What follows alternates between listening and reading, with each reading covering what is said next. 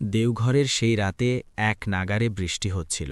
বাবা বৈদ্যনাথ ধামের ঘণ্টার আওয়াজ দূর থেকে শোনা যাচ্ছিল, কিন্তু স্টেশন রোডের ঠান্ডা বাতাস আর ভেজা রাস্তার মাঝে সেই শব্দ যেন কোথাও হারিয়ে গিয়েছিল। মানুষজন দ্রুত নিজের ঘরের দিকে যাচ্ছিল, দোকানপাট বন্ধ হচ্ছিল, রিকশা চালকরা ছাতা টানিয়ে দাঁড়িয়েছিল, আর চায়ের ধোঁয়া বাতাসে মিশে যাচ্ছিল। কিন্তু এই ভিড়ের মধ্যে এক যুবক এমন ছিল যে কোথাও যাচ্ছিল না, কারণ তার যাওয়ার মতো কোনো ঠিকানাই ছিল না। সে ছিল অমিত, বয়স 23 বছর। তার পোশাক বৃষ্টিতে পুরোপুরি ভিজে গিয়েছিল এবং ঠান্ডায় তার হাত কাঁপছিল। তার কাঁধে ছিল একটি ছোট ব্যাগ, যাতে তার কিছু কাপড় আর কিছু কাগজ ছিল। ব্যাস, এইটুকুই ছিল তার জীবনের পুঁজি। সে দেওঘরে চাকরির খোঁজে এসেছিল। কেউ তাকে ভরসা দিয়েছিল যে এখানে একটি কোম্পানিতে কাজ পাওয়া যাবে এবং থাকার ব্যবস্থাও হবে। কিন্তু যখন সে এখানে পৌঁছাল, দেখল অফিস বন্ধ, ফোন বন্ধ এবং তার আশাও বন্ধ হয়ে গেছে। তার কাছে যে সামান্য কিছু টাকা ছিল তা 2 দিনে শেষ হয়ে গেল। আজ ছিল তৃতীয় দিন এবং সকাল থেকে সে কিছুই খায়নি। অমিতের জীবনে সংগ্রাম নতুন কিছু ছিল না। 5 বছর আগে তার বাবা মারা যান। বাবার মৃত্যুর পর ঘরের দায়িত্ব তার সৎ মায়ের হাতে চলে যায়। শুরুতে সব স্বাভাবিক ছিল, কিন্তু ধীরে ধীরে তার ব্যবহার বদলে গেল। ছোটখাটো বিষয় খোঁটা, অপমান এবং অবশেষে একদিন পরিষ্কার শব্দে বলে দিল, তুই আর এই ঘরে থাকতে পারবি না। অমিত কোনো তর্ক করেনি। সে শুধু তার ছোট ব্যাগটা তুলে নিয়ে ঘর ছেড়ে বেরিয়ে এলো। সে কারো সাথে লড়াই করতে চায়নি, শুধু নিজের পায়ে দাঁড়াতে চেয়েছিল। সেই চেষ্টাতেই সে আজ দেওঘরের এই বৃষ্টি ভেজা রাতে দাঁড়িয়েছিল। ঠান্ডায় কাঁপতে কাঁপতে তার নজর রাস্তার ওপারে একটি ছোট চায়ের দোকানের ওপর পড়ল। টিনের চালের ওপর বৃষ্টির ফোঁটাগুলো জোরে শব্দ করছিল। ভেতরে একটি হলুদ আলো জ্বলছিল, আর উনুনের কেতলি থেকে ভাঁপ উঠছিল। দোকানে এক তরুণী দাঁড়িয়েছিল, সাধারণ সালোয়ার কামিজ পরা, চুল পরিপাটি করে বাঁধা, মুখে ক্লান্তি কিন্তু চোখে দৃঢ়তা। সে ছিল মনীষা, বয়স 26 বছর। 2 বছর আগে তার স্বামী তাকে ছেড়ে চলে গিয়েছিল। তারপর থেকে সে তার 5 বছরের মেয়ে গুড়িয়ার সাথে একা জীবন কাটাচ্ছিল। দিনে চা বিক্রি করত, রাতে মেয়েকে পড়াত, আর সমাজের বাঁকা চোখের সাথে লড়াই করে চলত। অমিত কিছুক্ষণ দোকানের সামনে দাঁড়িয়ে রইল। সে ভাবছিল তার কি চা চাওয়া উচিত। তার কাছে টাকা ছিল না এবং সে অপমান সইতে চায়নি, কিন্তু ঠান্ডা তার দ্বিধা ভেঙে দিল। সে ধীরে ধীরে এগিয়ে গেল এবং নিচু স্বরে বলল, দিদি, আমার খুব ঠান্ডা লাগছে, 1 কাপ চা কি পাওয়া যাবে? আমার কাছে এখন টাকা নেই, কাজ পেলেই ফেরত দিয়ে দেব। তার গলায় অসহায়ত্ব ছিল, কিন্তু আত্মসম্মানও ছিল। সে ভিক্ষা চাচ্ছিল না, সে শুধু ধার চাচ্ছিল। মনীষা কিছুক্ষণ তাকে মনোযোগ দিয়ে দেখল। ভেজা যুবক, ক্লান্ত মুখ, চোখে সততা। সে কোনো প্রশ্ন না করেই 1 কাপ চা ভর্তি করে তার দিকে এগিয়ে দিল। আগে খেয়ে নাও, সে সহজ স্বরে বলল। অমিত কাঁপতে কাঁপতে কাপটা হাতে নিল। উষ্ণতা তার আঙুল হয়ে পুরো শরীরে ছড়িয়ে পড়ল। সে এক চুমুক দিল, যেন ভেতরের জমে যাওয়া ঠান্ডা একটু গলে গেল। মনীষা জিজ্ঞাসা করল, কোথা থেকে এসেছ? অমিত ধীরে ধীরে নিজের গল্প বলল। বাবার মৃত্যু, সৎ মা কর্তৃক ঘর থেকে বের করে দেওয়া, চাকরির প্রলোভন এবং দেওঘরে এসে প্রতারিত হওয়া। সে বেশি কথা বলেনি, কিন্তু যতটুকু বলেছে তাতে তার পুরো জীবনের যন্ত্রণা মিশেছিল। কিছু খেয়েছ? মনীষা জিজ্ঞাসা করল। অমিত যখন মাথা নেড়ে না বলল, তখন সে ভেতরে গেল এবং ব্রেড ও সামান্য সবজি একটি প্লেটে সাজিয়ে তার সামনে রাখল। খেয়ে নাও, সে বলল। অমিতের চোখ ভিজে এলো। তার মনে হল কেউ যেন শুধু তার ক্ষুধাই নয়, তার নিরুপায় অবস্থাও দেখে ফেলেছে। সে ধীরে ধীরে খেতে শুরু করল। সে স্বস্তি পাচ্ছিল। বৃষ্টি ক্রমাগত বাড়ছিল এবং রাস্তা প্রায় খালি হয়ে গিয়েছিল। রাত গভীর হতে লাগল। মনীষা জিজ্ঞাসা করল, এখন কোথায় যাবে? অমিত খালি রাস্তার দিকে তাকাল এবং নিচু স্বরে বলল, হয়তো স্টেশনে গিয়ে বসে থাকব। তার কথায় এমন একাকিত্ব ছিল যে মনীষার বুক কেঁপে উঠল। কিছুক্ষণ সে চুপ করে রইল। তার মনে সমাজের চিন্তাও এলো, একলা মহিলা আর একজন জোয়ান ছেলে, লোকে কি বলবে? কিন্তু তারপর সে অমিতের ভেজা অবস্থা আর কাঁপতে থাকা হাতগুলো দেখল। সে দীর্ঘশ্বাস ফেলল এবং শান্ত স্বরে বলল, যদি চাও তবে আজকের রাতটা আমার বাড়িতে চলতে পারো। যতক্ষণ কাজ না পাও কয়েকদিন থাকতে পারো। আমার একটি ছোট মেয়ে আছে, ছোট ঘর, কিন্তু জায়গা আছে। অমিত চমকে তার দিকে তাকাল। সে বিশ্বাসই করতে পারছিল না যে কোনো অচেনা মানুষ তার উপর এতটা ভরসা করতে পারে।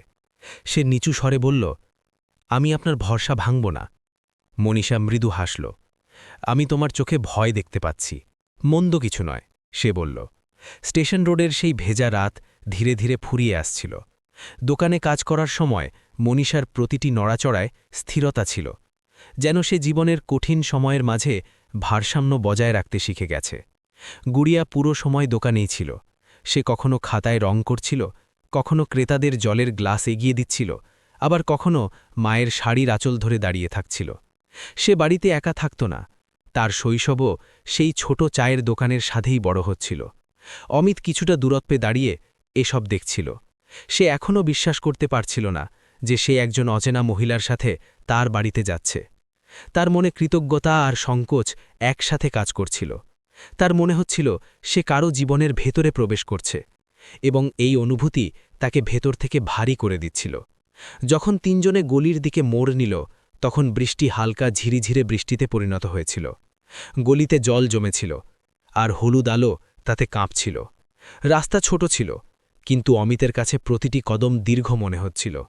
সে পেছনে পেছনে হাঁটতে হাঁটতে ভাবছিল যে কোথাও তার উপস্থিতিতে এই মহিলার সম্মানে যেন কোনো আঁচ না লাগে। তার জীবনে আগেই অনেক কিছু ভেঙে গিয়েছিল, সে অন্য কারো দুনিয়ায় ফাটল ঝরাতে চায়নি। মনীষার ঘর ছিল সাধারণ, একটি ছোট ঘর, কোণে রান্নার অংশ, দেয়ালে ভগবানের ছবি, আর মেঝেতে বিছানো পুরনো চাটাই। দারিদ্র্য পরিষ্কার দেখা যাচ্ছিল, কিন্তু তার চেয়েও বেশি দেখা যাচ্ছিল পরিশ্রম আর শৃঙ্খলা। ভেতরে ঢুকেই মনীষা প্রথমে গামছা দিয়ে গুড়িয়ার দেহেজা চুল মুছে দিল। তারপর সে অমিতের দিকে তাকালো এবং তাকেও একটি গামছা দিল। এই ব্যবহার ছিল সহজ, কোনো দয়া বা আনুষ্ঠানিকতা ছাড়াই, যেন এটি কোনো অস্বাভাবিক ঘটনা নয়, বরং সাধারণ মানবিকতা। অমিত পর্দার আড়ালে গিয়ে নিজের ভেজা কাপড় বদলে নিল। তার কাছে মাত্র এক জোড়া অতিরিক্ত কাপড় ছিল। আজ প্রথমবার কেউ তাকে দরজার ভেতরে ডেকেছিল। এই অনুভূতি তার হৃদয় ছুঁয়ে যাচ্ছিল। যখন সে বাইরে এলো, দেখল মনীষা মেঝেতে তার জন্য চাটাই পেতে দিয়েছে এবং একটি পুরনো কিন্তু পরিষ্কার কম্বল রেখে দিয়েছে। গুড়িয়া কৌতুক ভরে তাকে দেখছিল। সে সহজভাবে তাকে আঙ্কেল বলে সম্বোধন করল এবং নিজের কম্বলের দিকে ইশারা করল, যেন সেও এই ছোট ঘরে জায়গা ভাগ করে নিতে প্রস্তুত। সেই একটি সম্বোধন অমিতকে নাড়া দিল। তার হঠাৎ মনে হল তার কাছ থেকেও আশা করা হচ্ছে যে সে যেন শক্ত থাকে। মনীষা দ্রুত ডাল গরম করল আর ভাত বেড়ে দিল। মেঝেতে 3টি প্লেট সাজানো। অমিত খুব ক্ষুধার্ত ছিল, কিন্তু সে তার ক্ষুধা লোকানোর চেষ্টা করছিল। সে ধীরে ধীরে খাচ্ছিল, কিন্তু প্রতিটি গ্রাসে 3 দিনের খালি পেটের যন্ত্রণা লুকিয়েছিল। মনীষা তাকে কিছু জিজ্ঞাসা করেনি, শুধু খেয়াল রেখেছিল যেন তার প্লেট খালি না থাকে। এই ব্যবহার কোনো উপকারের মতো ছিল না, এটি ছিল সাধারণ মনুষ্যত্ব। খাওয়ার পর ঘরে নিস্তব্ধতা নেমে এলো। গুড়িয়া মায়ের পাশে শুয়ে পড়ল। বাইরে বৃষ্টি থেমে গিয়েছিল, আর বাতাসে ভেজা মাটির গন্ধ ছিল। মনীষা ধীরে ধীরে ভবিষ্যতের কথা তুলল। সে মনে মনে ঠিক করে নিয়েছিল যে পরের দিন আশেপাশের দোকানদার আর পরিচিতদের সাথে কথা বলবে। তার আশা ছিল কোথাও না কোথাও কোনো ছোটখাটো কাজ পাওয়া যাবে। ততক্ষণ সে চেয়েছিল অমিত যেন বসে না থাকে। সে ইহাও ঠিক করল যে যতক্ষণ কাজ না পায় অমিত তার সাথে দোকানে থাকবে। সকালে স্টোভ জ্বালানো, জল ফোটানো, চা বানানো শেখা, ক্রেতাদের দেওয়া, হিসাব নিকাশে সাহায্য করা, এসবই তো কাজ ছিল। এই ব্যবস্থা শুধু দয়া ছিল না, এটি ছিল আত্মসম্মান বাঁচানোর উপায়। সে চায়নি অমিতের মনে হক যে সে কারো ছায়ায় থাকছে। সে চেয়েছিল অমিত যেন পরিশ্রমের সাথে দাঁড়িয়ে থাকে। অমিতের ভেতরে এটি শুনে আবেগের জোয়ার এলো। তার প্রথমবার মনে হল তাকে শুধু আশ্রয় নয়, দায়িত্ব দেওয়া হচ্ছে। কিন্তু তার মনে একটি বড় প্রশ্ন এখনও ছিল, সে এইসব কিভাবে শোধ করবে। তার মনে হল জীবনে প্রথমবার কেউ তার সাথে কোনো স্বার্থ ছাড়াই দাঁড়িয়েছে, এবং সে এই উপকারের বোঝায় দমে যাচ্ছিল। মনীষার কাছে এটি কোনো উপকার ছিল না, তার কাছে এটি ছিল জীবনের সহজ একটি নীতি। আজ সে শক্ত আছে, কাল হয়তো দুর্বল হতে পারে। যদি সেও দরজা বন্ধ করে দেয়, তবে সে দুনিয়ার থেকে আলাদা হবে কিভাবে? যারা তাকে একা ছেড়ে দিয়েছিল, সে পরিষ্কার নিয়তে সাহায্য করেছিল, এবং এখন সে সেই নিয়তেই অটল থাকতে চায়। অমিত সেই রাতে চাটাইয়ে শুয়ে পড়ল। কম্বলের ওম তাকে ভেতর থেকে স্বস্তি দিচ্ছিল, কিন্তু ঘুম সাথে সাথে এলো না। সে ভাবতে থাকল যে সে কি এই ভরসার যোগ্য। তার মনে হল এই ঘরটি ছোট হতে পারে, কিন্তু এতে জায়গা আছে, আর সেই জায়গা শুধু মেঝেতে নয়, হৃদয়ে আছে। ওদিকে মনীষা নিজের মেয়েকে বুকে জড়িয়ে শুয়েছিল। তার মনেও চিন্তার ঢেউ ঠেলছিল। সে জানত সামনের দিনগুলো সহজ হবে না। একজন একলা মহিলার সিদ্ধান্তের ওপর মানুষ দ্রুত প্রশ্ন তোলে, কিন্তু সে ঠিক করে নিয়েছিল যে ভয়ের কারণে সে মনুষ্যত্ব ছেড়ে দেবে না। দেওঘরের সেই ছোট গলিতে, সেই সাধারণ ঘরে, সেই রাতে একটি নতুন ভারসাম্য তৈরি হল। একদিকে ছিল এক ভেঙে যাওয়া যুবকের আত্মসম্মান, অন্যদিকে ছিল এক সংগ্রামী মহিলার দৃঢ়তা। রাতের স্যাঁতস্যাঁতে ভাব এখনও পুরোপুরি শুকায়নি, কিন্তু দেওঘরের গলিগুলো সকালের সাথে সাথে আবার ছন্দে ফিরতে শুরু করেছিল। মনীষা খুব ভোরে চোখ খুলল। এটি অভ্যাস ছিল, এমন অভ্যাস যা দারিদ্র্য নয়, দায়িত্ব শেখায়। সে কোনো শব্দ না করে ঘর গুছিয়ে নিল, জল রাখল, গুড়িয়াকে জাগালো আর তার চুল আঁচড়ে বেঁধে দিল। অমিত নিঃশব্দে উঠে গিয়েছিল। তার ভেতরে ঘুমের চেয়ে বেশি চিন্তা ছিল, এবং চিন্তার চেয়েও বেশি ছিল একটি সংকল্প যে সে এই ঘরে শুধু আশ্রয় নেওয়া মানুষ হয়ে থাকবে না। সে জানত মনীষা তাকে দরজা খুলে দিয়েছে, কিন্তু সেই দরজার ভেতরে টিকে থাকার জন্য তাকে নিজের জায়গা পরিশ্রম দিয়ে তৈরি করতে হবে। তারা তিনজন একসাথে দোকানের দিকে বেরোল। গুড়িয়ার হাত মনীষা ধরেছিল, আর অমিত কিছুটা দূরত্বে তাদের সাথে হাঁটছিল। রাস্তায় সকালের ব্যস্ততা শুরু হয়ে গিয়েছিল। কেউ চায়ের জন্য থামছিল, কেউ ব্যস্ততায় এগিয়ে যাচ্ছিল, কিছু দোকানের শাটার খুলছিল। মনীষার দোকানটি ছোট ছিল, কিন্তু তার জায়গা পাকা ছিল। সে বছরের পর বছর পরিশ্রম করে সেখানে নিজের পরিচয় তৈরি করেছিল। কিন্তু পরিচয় তৈরি করার পরেও একজন একলা মহিলার পরিচয় সবসময় অপূর্ণই মনে করা হয়। এই কথাটি মনীষা বুঝত। দোকান খুলতেই কাজ ছড়িয়ে পড়ল। স্টোভ জ্বলে উঠল, জল চাপানো হলো, কেতলি রাখা হলো আর গ্লাসগুলো মোছা হলো। অমিত কোনো দ্বিধা ছাড়াই কাজে লেগে পড়ল। সে প্রথমে কাঠের ছোট টেবিলটি পরিষ্কার করল এবং তারপর মেঝেতে পড়া চা পাতার কণা পর্যন্ত কুড়িয়ে নিল। মনে ছিল এক সৎ চেষ্টা। মনীষা তাকে খুব বেশি কিছু বোঝায়নি, শুধু কাজের নিয়মটা দেখিয়ে দিল। সে চেয়েছিল অমিত শিখতে শিখতে নিজে দাঁড়াক, কারো দয়ায় নয়। গুড়িয়া দোকানের পাশেই বসে পড়ল। সে তার ছোট ব্যাগ থেকে রং আর খাতা বের করল এবং মেঝেতে পা ছড়িয়ে কিছু আঁকতে লাগল। দোকানের হইচই তাকে ভয় দেখাত না, সে এই হইচইয়ের মধ্যেই বড় হয়েছে। অমিত যখনই তার দিকে তাকাত, তার মনে হতো এই শিশুটি শুধু খেলছে না, সে তার জীবনের সবচেয়ে বড় সত্যটি যাপন করছে যে তার ঘর তার মায়ের পরিশ্রমের ওপর টিকে আছে। সকালের প্রথম ক্রেতারা এলে মনীষা বরাবরের মতো চা বানাল।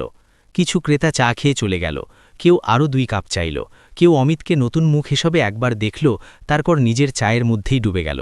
কিন্তু কিছু নজর এমনও ছিল যাতে চায়ের চেয়ে বেশি ছিল রসালো আলোচনা। আশেপাশের দোকানদাররা যারা প্রতিদিন এই রাস্তায় শ্বাস নেয়, তারা আজ অন্য নজরে তাকাচ্ছিল। কেউ চোখ তুলে অমিতের দিকে তাকালো আর তারপর ইচ্ছে করেই হাসল। মনীষা এসব দেখছিল এবং শুনছিল, কিন্তু নিজের আঙুল কাপের উপর স্থির রাখল। সে জানত যে কিছু মানুষ ক্ষুধা মেটানোর জন্য নয়, অন্যের চরিত্রে কালি লেপে পেট ভরায়। এই খোঁটাগুলোর জবাব শব্দ দিয়ে দেওয়া সম্ভব ছিল না, কারণ শব্দের পেছনে লুকিয়ে থাকা নোংরামি শব্দ দিয়েই আরও বেড়ে যায়। সে কেবল নিজের কাজ দ্রুত করে দিল, যেন সে নিজের সম্মানকে কাজের শব্দের মধ্যে ঢেলে দিচ্ছে। অমিতের ভেতরটা এসব দেখে জ্বলে উঠছিল। তার মনে হচ্ছিল মানুষ যে নজরে মনীষাকে দেখছে, তার মূলে কোথাও না কোথাও তার থাকাও রয়েছে। সে মাঝে মাঝে হাত থামিয়ে নিচ্ছিল, আবার নিজেকে সামলে কাজে লেগে পড়ছিল। প্লেট ধুতে ধুতে, কাপ মুছতে মুছতে সে নিজের নিঃশ্বাসের সাথে লড়াই করছিল। বেলা বাড়ার সাথে সাথে খোঁটা দেওয়ার রোদের তাপও বাড়ল। ক্রেতারা আসছিল যাচ্ছিল। কিছু ক্রেতা এমনও ছিল যারা মনীষার পরিশ্রম জানত। তারা চা খেতে খেতে শুধু এইটুকুই দেখে নিত যে দোকানের কাজ ঠিকমতো চলছে কিনা। কিন্তু আশেপাশের কিছু দোকানদারের নজর শুধু কাজের ওপর ছিল না, তারা মনীষাকে সব দিক দিয়ে ভুল প্রমাণ করার চেষ্টা করছিল। দুপুরের সময় যখন ভিড় কমল, মনীষা কাজ থেকে একটু সময় বের করল। সে কিছু পরিচিত মুখের সাথে কথা বলল, এমন কথা যা সরাসরি দেখা যায় না, কিন্তু তার ভেতরে অনেক বড় সাহস প্রয়োজন। সে চেয়েছিল অমিত যেন দ্রুত কোথাও কাজ পেয়ে যায়, যাতে তার আত্মসম্মান মজবুত হয় এবং সমাজের নোংরা নজরগুলো নিজের থেকেই শান্ত হয়ে যায়। সে একজন পুরনো ক্রেতার কাছে, যে গুদামে কাজ করত, কাজের ব্যাপারে জিজ্ঞাসা করল। সে পাশের এক দোকানের মালিকের সাথেও কথা বলল, যে মজুর রাখত। এসব করতে গিয়ে সে তার ভেতরের ভয় দেখালো না। সে জানত যদি তার স্বর টলে যায়, তবে মানুষ সেটাকেও তার দুর্বল চরিত্রের লক্ষণ বানিয়ে দেবে। অমিত এসব দেখছিল। সে বুঝতে পারছিল যে মনীষা তার জন্য নিজের সম্মানের অংশটুকু বাজি ধরছে, আর এই কথাটিই তাকে ভেতর থেকে নাড়া দিচ্ছিল। সে নিজেকে আটকে রাখতে পারল না, এবং মনীষা ফিরে আসতেই সে নিঃশব্দে কাজ সামলে নিল। কিছুদিনের মধ্যে মনীষার চেষ্টা সফল হল। একটি ছোট গুদামে অস্থায়ী কাজ পাওয়া গেল। ভারী কাজ, কম মজুরি, কিন্তু সৎ পরিশ্রমের পথ। অমিত কোনো অভিযোগ ছাড়াই তা গ্রহণ করল, কারণ তার জন্য এখন সবচেয়ে জরুরি ছিল নিজের পায়ে দাঁড়ানো। প্রথম সন্ধ্যায় যখন সে কাজ করে ফিরল, তার হাতে ক্লান্তি পরিষ্কার ছিল, কিন্তু তার মুখে ছিল এক অন্যরকম আভা। এই আভা টাকার ছিল না, এটি ছিল আত্মসম্মানের। সে সরাসরি দোকানে এলো এবং না থেমেই আবার সাহায্য করতে লেগে গেল, যেন এটিই তার প্রতিদিনের নিয়ম। গুড়িয়া এখন তার সাথে আরও মিশতে শুরু করেছিল। সে তাকে আঙ্কেল বলে ডাকত, তার পাশে এসে বসত আর নিজের ছোট ছোট খাতা দেখাত। সন্ধ্যা নামার পর যখন দোকানের ভিড় কমে যেত, মনীষা পেছনের দিকে কিছুটা জায়গা খালি করে দিত। সেখানেই টিনের দেওয়ালের পাশে অমিত গুড়িয়াকে অক্ষর চিনতে শেখাতে লাগল। এই পড়াশোনা কোনো স্কুলের ছিল না, এটি ছিল বিশ্বাসের পড়াশোনা। গুড়িয়ার মনোযোগ কখনো লাগত, কখনো ভটকে যেত, কিন্তু অমিত ধৈর্য ধরে তাকে আবার পড়াশোনায় ফিরিয়ে আনত। মনীষা এই দৃশ্য দেখত, তার চোখে এক না বলা অনুভূতি জেগে উঠত, যাকে সে নিজেও শব্দ দিতে চাইত না। সময়ের সাথে মনীষা আর অমিতের মধ্যে আপনত্ব গভীর হতে লাগল, কিন্তু সেই আপনত্ব কোনো তাড়াহুড়ো করেছিল না।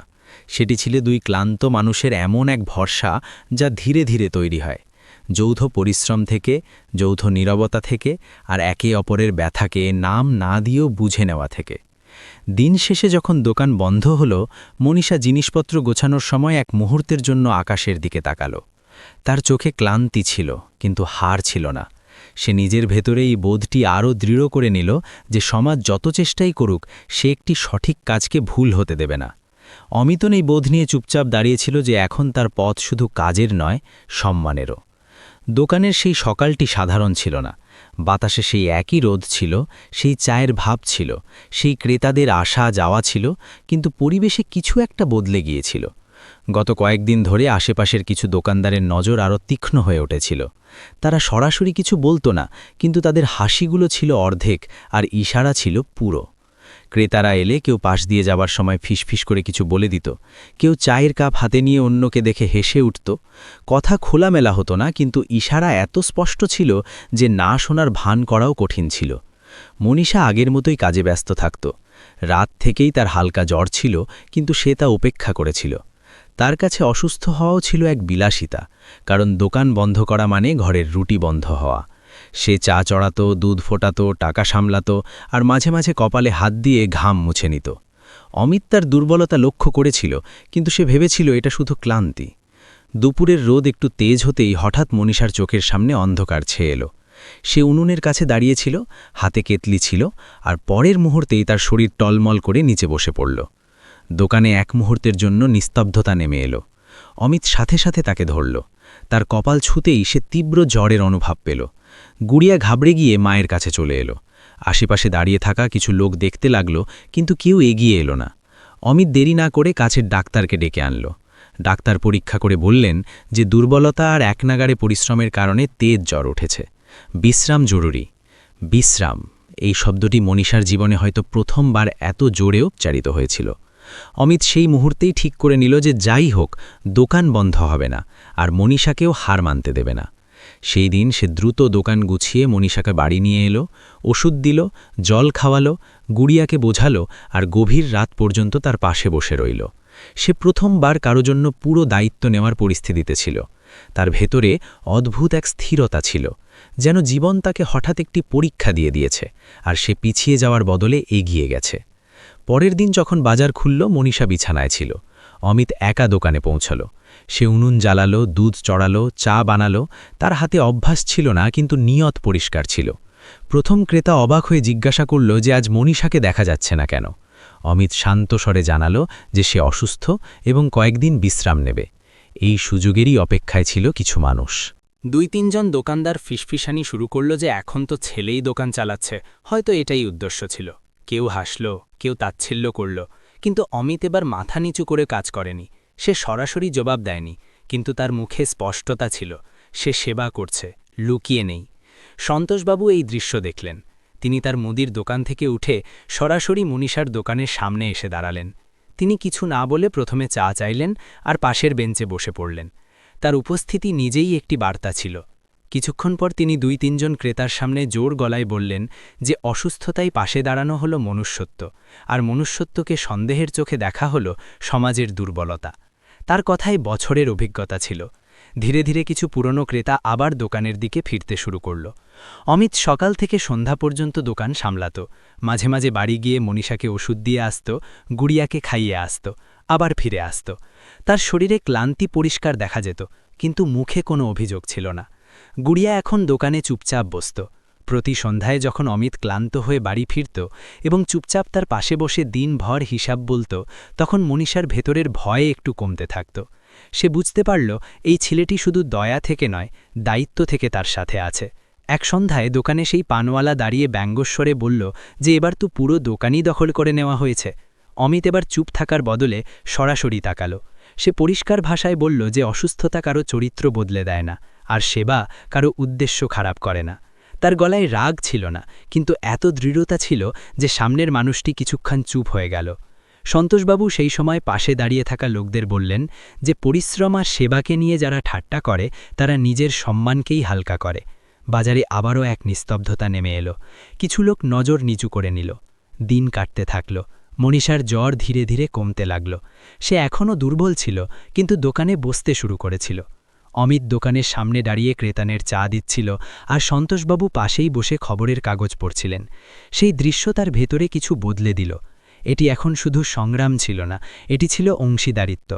সে যখন কয়েকদিন পর প্রথমবার দোকানে ফিরল, ক্রেতারা হালকা স্বস্তি অনুভব করল। কিন্তু সবচেয়ে বেশি বদলে গিয়েছিল পরিবেশ। এখন আর প্রকাশ্যে হাসি ছিল না।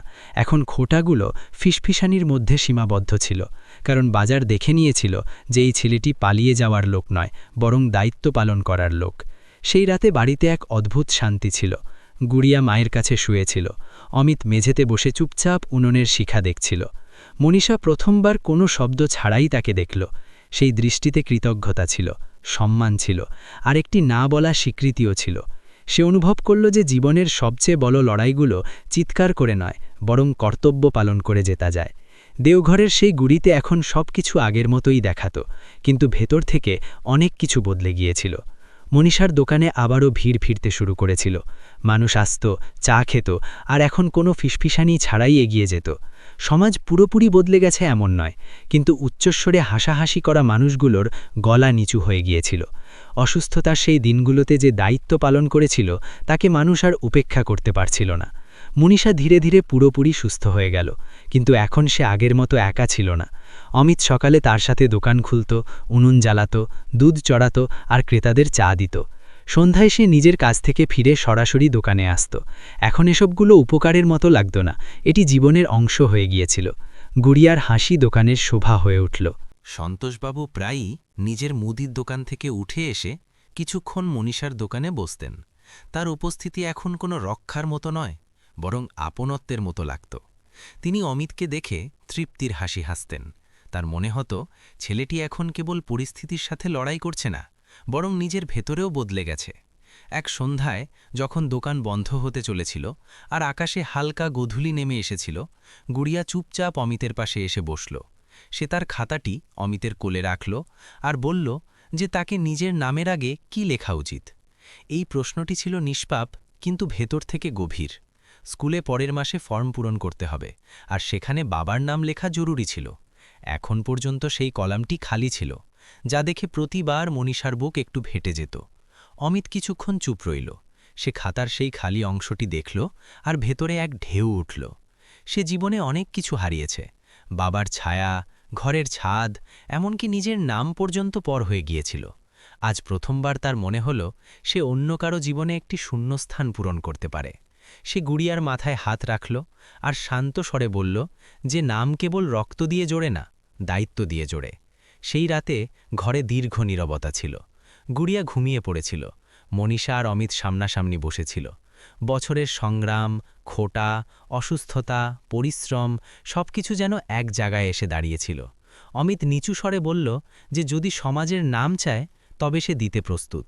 সে পালিয়ে আসেনি, আর এখন পালাবেও না। সে ইহাও বলল যে সে কোনো উপকারের কারণে নয়, বরং নিজের মনের সত্যের কারণে এই সিদ্ধান্ত নিতে চায়। মনীষার জন্য এই মুহূর্তটি সহজ ছিল না। সে জীবনে ভরসা ভাঙতে দেখেছে। সে জানত সমাজ সহজে ক্ষমা করে না, কিন্তু সে ইহাও দেখেছিল যে অসুস্থতার সেই রাতে কে তার মাথার কাছে বসেছিল, কে গুড়িয়াকে খাইয়েছিল, কে দোকানকে ভেঙে পড়তে দেয়নি। তার ভেতরে যে ভয় ছিল তা ধীরে ধীরে গলতে লাগল। সে অনুভব করল একা বাঁচা তার বাধ্যবাধকতা ছিল, পছন্দ নয়। আর আজ তার সামনে এমন এক পছন্দ ছিল যা সম্মানে ভরা।